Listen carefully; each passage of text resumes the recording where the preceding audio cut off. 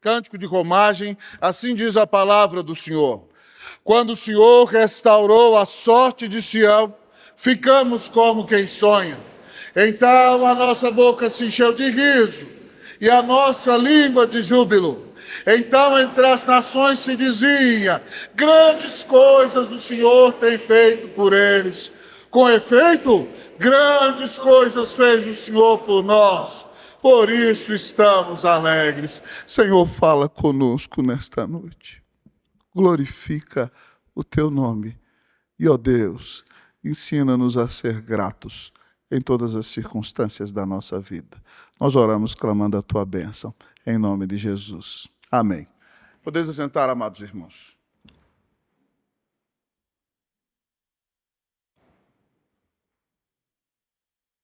Um dos hinos que eu mais gosto do nosso inário, irmãos, é o hino Aflição e Paz, hino 108.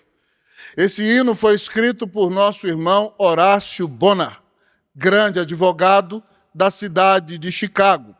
Seu amigo, o grande evangelista Moody, convidou-lhe para que estivessem juntos numa grande campanha evangelística na Inglaterra. Horácio não pôde ir na primeira data agendada. Disse a seu amigo que fosse adiante. Mas se aproximava a data da conferência evangelística e ele não conseguia desvencilhar-se das suas causas e de seus negócios. Então mandou sua senhora com suas 4 filhas. Elas tomaram uma embarcação na região leste dos Estados Unidos e quando se dirigiam à Inglaterra, houve uma grande tempestade no mar. O barco foi jogado de um lado para o outro pelas ondas e veio a afundar. As 4 filhas do casal morreram. Quando sua esposa, que sobreviveu, chegou à Inglaterra, mandou uma mensagem por telegrama a seu marido dizendo: aconteceu uma grande tragédia. O navio afundou. Nossas 4 filhas morreram. Venha logo ao meu encontro. Então aquele homem deixa tudo o que está fazendo e vai para a Inglaterra. E quando a sua embarcação chega naquele lugar no mar em que suas filhas foram sepultadas, o capitão lhe disse: tuas filhas estão sepultadas neste lugar.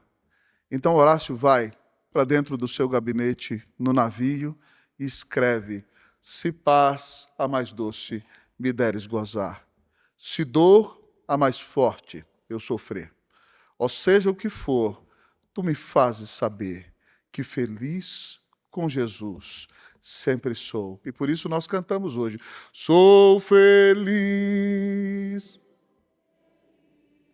com Jesus. Sou feliz com Jesus, meu Senhor. Você poderia compor uma canção assim se Deus levasse seus 4 filhos de uma vez só? Com esse irmão, nós aprendemos que é possível ser agradecido, mesmo nos dias mais difíceis da nossa vida. E assim também acontece com o nosso salmo. O salmista está diante de uma Jerusalém destruída. Seus muros estão jogados no chão. O que resta da porta queimada pelo fogo. Uma situação de grande miséria. Depois de uma grande libertação, agora eles têm um tremendo desafio de reerguer uma capital, uma nação, uma cidade pela qual o Messias virá ao mundo.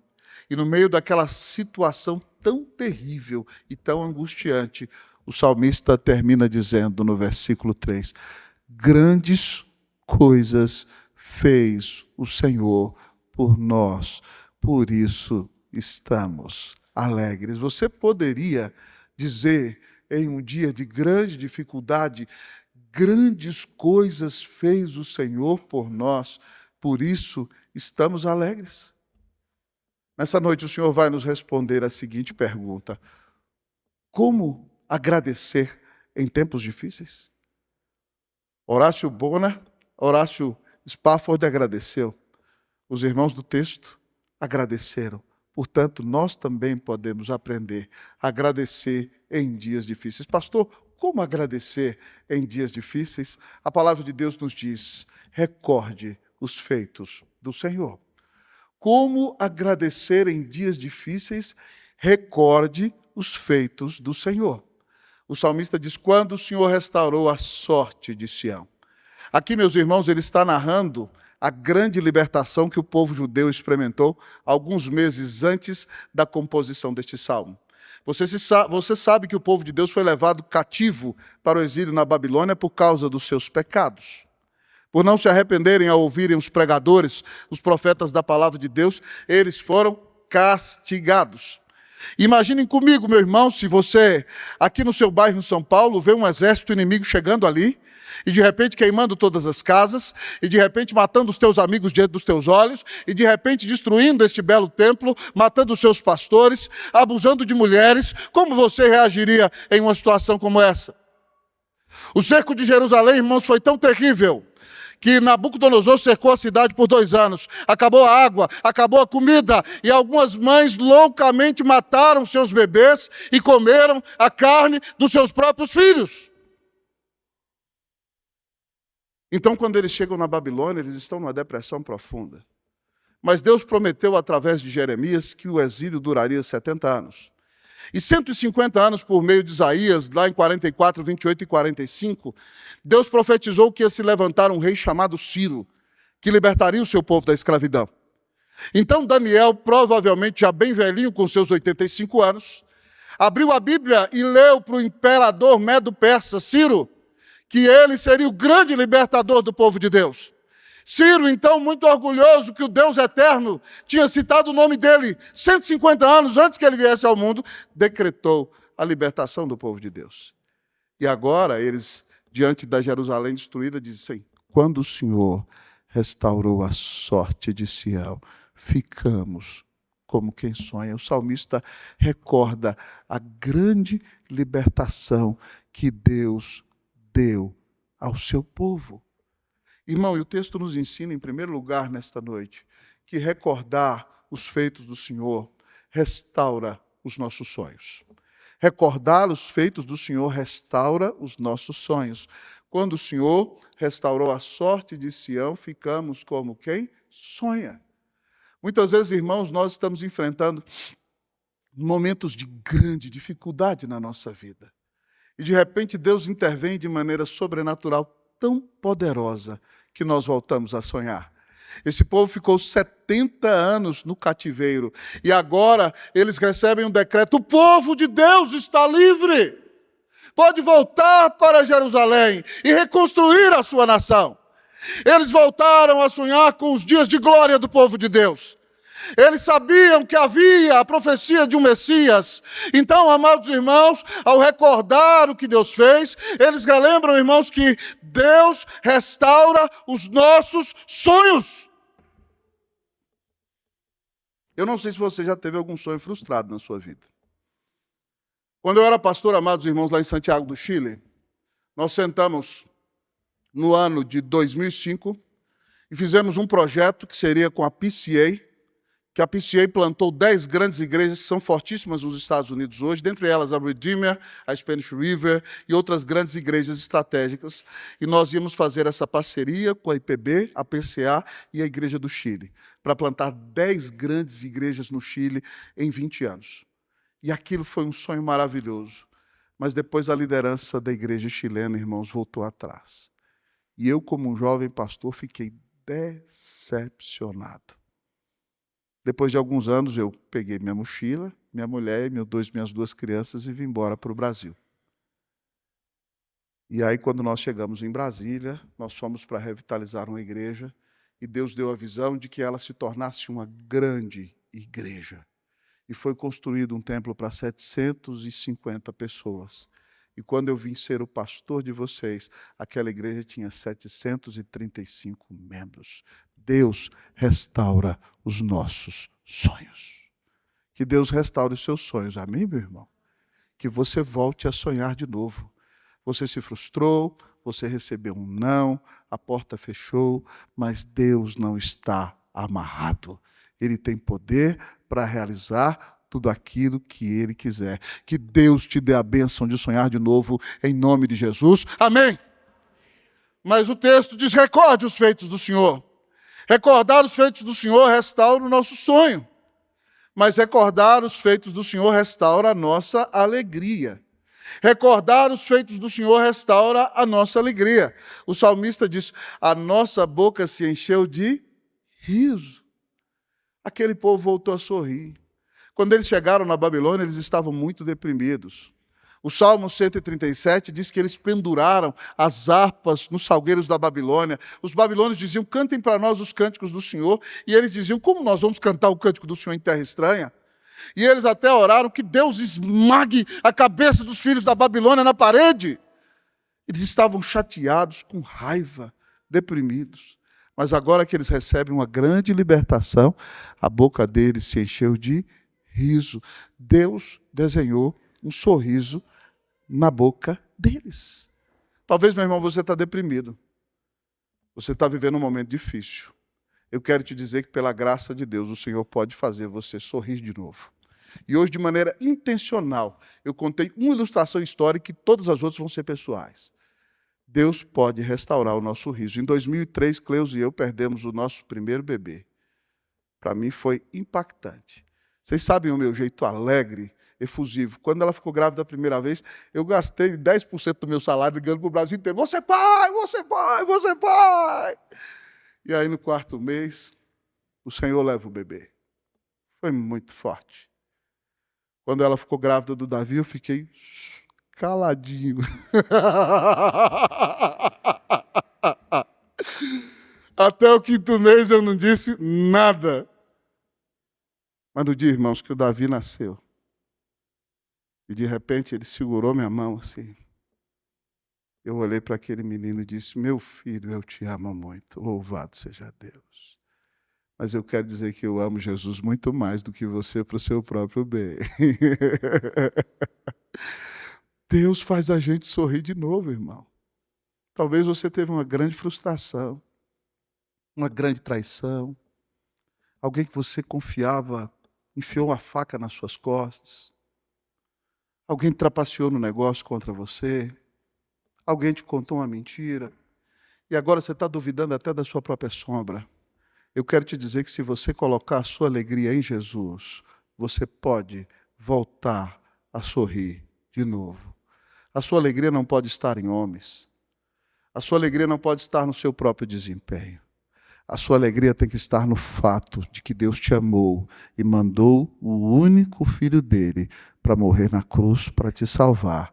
Se você, meu querido amigo e irmão, confiar em Jesus, amá-lo sobre todas as coisas e entregar-se totalmente a Ele, você pode voltar a sorrir de novo. Louvado seja Deus. Que Deus faça você sorrir de novo, em nome de Jesus. Amém.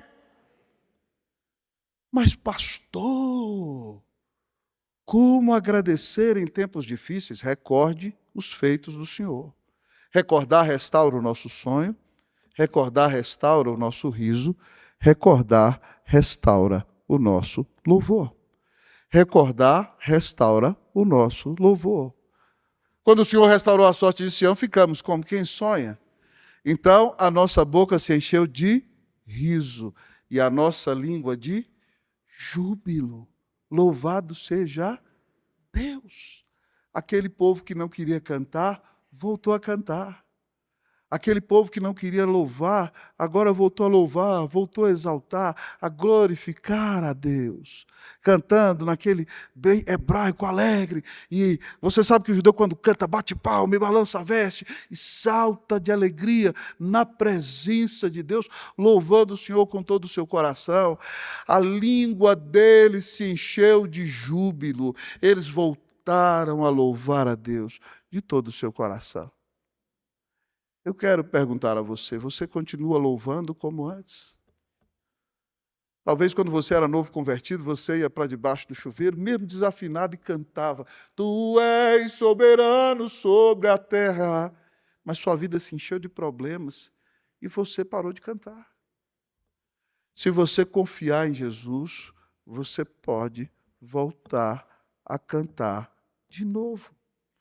O Senhor pode curar esse luto terrível pelo qual você está passando. Já contei para a igreja que no ano de 2020 morreu meu pai, aquele ano terrível da pandemia. E a maioria de vocês ficou em casa, mas vosso pastor teve que ficar na linha de frente. Aquele ano foi um ano muito sofrido. E pregando, fazendo as coisas na igreja, eu fiquei com o coração dilacerado. E no dia que o nosso irmão Valim me mandou um cântico, eu ouvi o cântico chorando e levantei dali curado.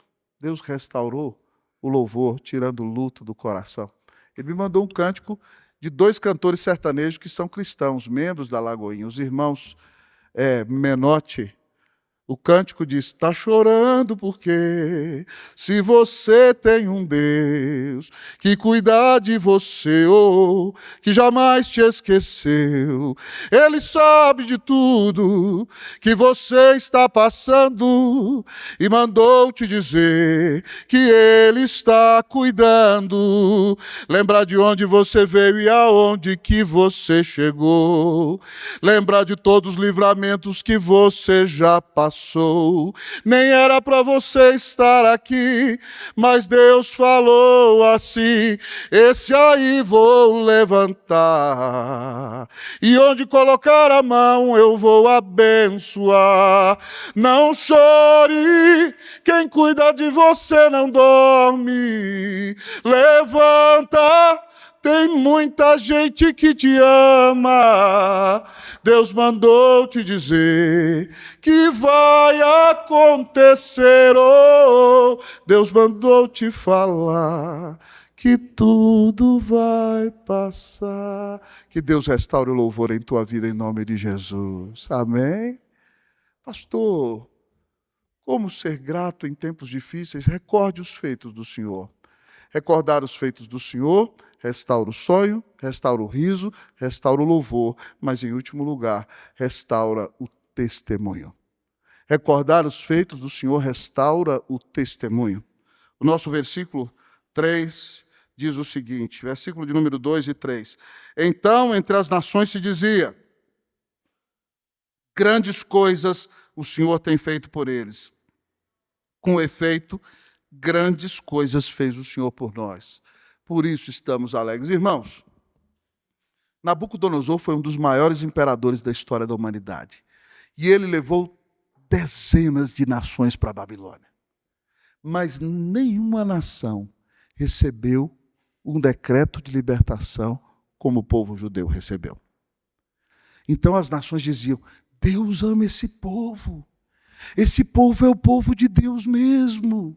Deus não se esqueceu deles. Deus tem um negócio com vocês. Grandes coisas o Senhor tem feito por eles.